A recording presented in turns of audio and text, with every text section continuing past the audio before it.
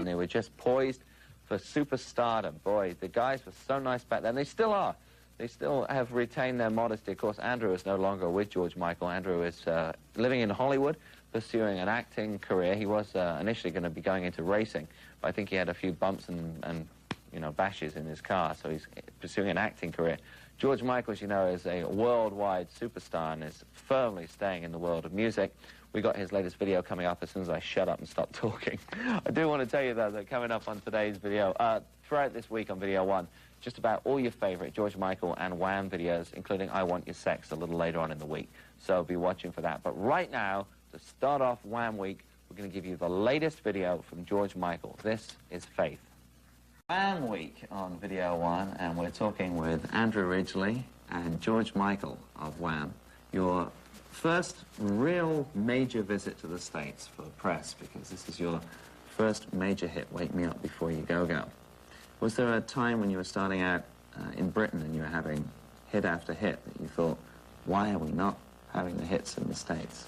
I think we knew basically. Well, we didn't know it until it was explained to us. But we knew there were problems because there was no album, well, there was no album when they were originally being released, and really, it's obvious that the markets in America and England are so different that the American market is geared around selling albums, whereas the English market is albums and singles, like, you know, pretty much balanced. So you can release singles and not expect to sell an album directly afterwards. But over here, we needed an album, which it was difficult to understand the apparent lack of record company commitment because we didn't understand, as we said, that the machinations of the industry over here. And machinations, that's really good. Big words, eh? Yeah, right, yeah. We've been reading up on the, you know, the Oxford Dictionary. Andrew has. I learnt everything I know off George. So when we come over and talk to the company, you know, we began to understand and appreciate the fact that they really couldn't commit themselves when they didn't have the necessary product they needed to do so. And now that's changed, so now you have the records. But it's really tough. Everyone talks about the English invasion, but England is still a long way away from America, and for a band that's just starting out... As far as it's ever been. It's certainly is. Now, your first single in Britain was banned by the BBC. That was Wham Rap. What did you think when your first single got banned? Did you go, oh, no? Well, we just thought it was a bit ridiculous, you know, because we didn't see that there was anything in there to ban, really. They never outright banned it. They just played it a few times and suddenly nobody played it at all. More of a veto. Yeah. But we didn't, I mean, it didn't matter. Eventually it worked in our favour, you know. When it was re-released, it did well. It became top 10. Were you nervous doing that first video? Nervous. Was it your first time in front of the camera? Because sometimes when you're in front of the camera... That was Young Guns, wasn't it? A TV show.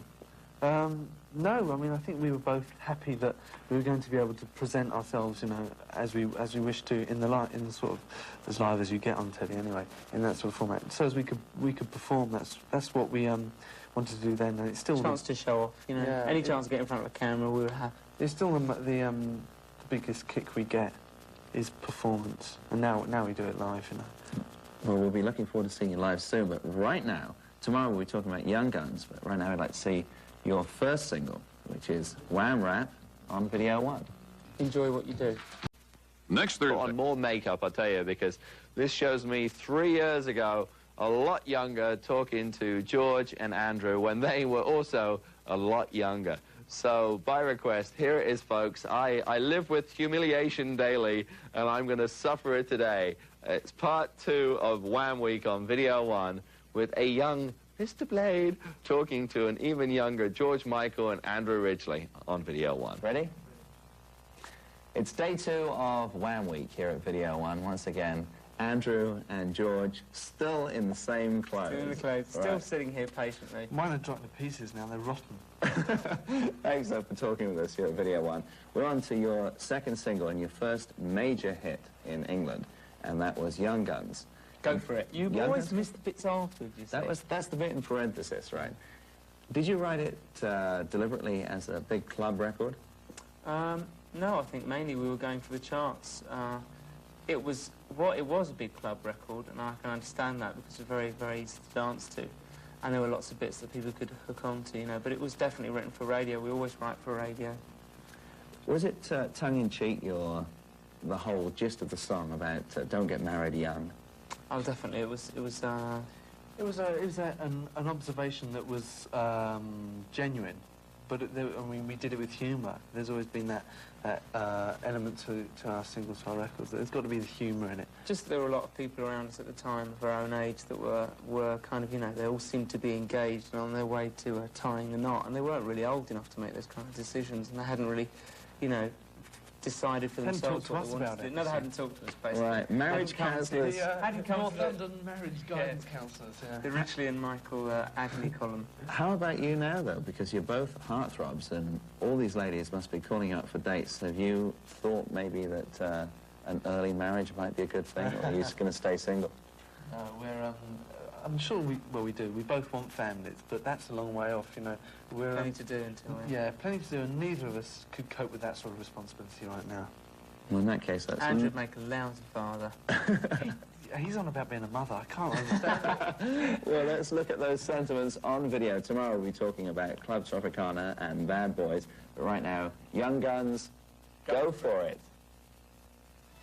We should do that in a minute, because we've got a flashback coming up on Video 1 to 1984. We're going to go back in time 3 years to when Wham, George Michael and Andrew Ridgely were over in America. It was the third time I'd interviewed them.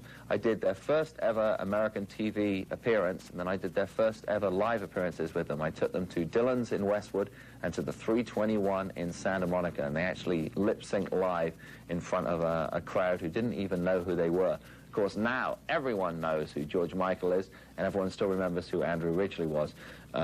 Together in Wham, they were huge around the world. So right now, I remember... flashback, all right, just giving the editor a cue here for the flashback.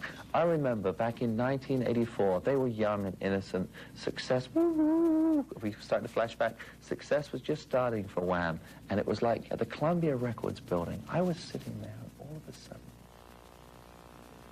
It's day 3 of Wham Week here at Video 1. Yesterday we saw Young Guns from George Michael and Andrew Ridgely. I've got cramp, Richard. You've got cramp. He's stuck in the same position. Rigor mortis. This is the magic of videotape. Good.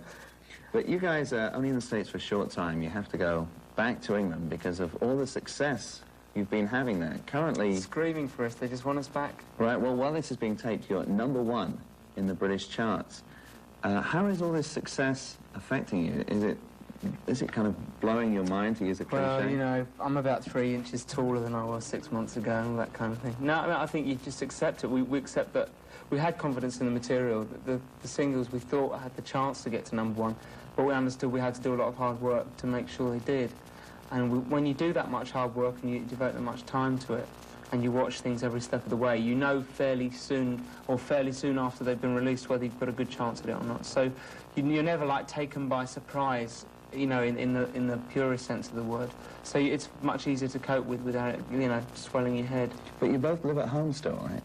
Yeah, it's really a catch-22 situation. When we didn't have the financial means, when we didn't have the money, we had the time. Now we have the money, we don't have the time, you know. It's been solid work since much earlier this year, May, June, you know, and just you need time to look for a place of your own, and we don't have that. But we're taking a couple of months off next year, and we'll both get our own place. Well, what do your parents say to you? Do they say, now listen, George, you've got to be in tonight by 11? No, I'm living in the greenhouse now, because I've been promising to move for nearly a year, and they're getting sick of it. I stopped giving them housekeeping last February, so... No, they're quite happy for me to come and go as I choose, and they have been since I was a lot younger. But, you know, I don't think they really want me to leave, but I definitely want to leave. I just want to go out and get my own place. Nothing to do with home, it's just I want to get my own place. How about you? Do you have any restrictions placed on you? No, not at all, you know. I you know, have to pay the bill, you know, at the end of the week at the hotel. When they kick you out? Yeah.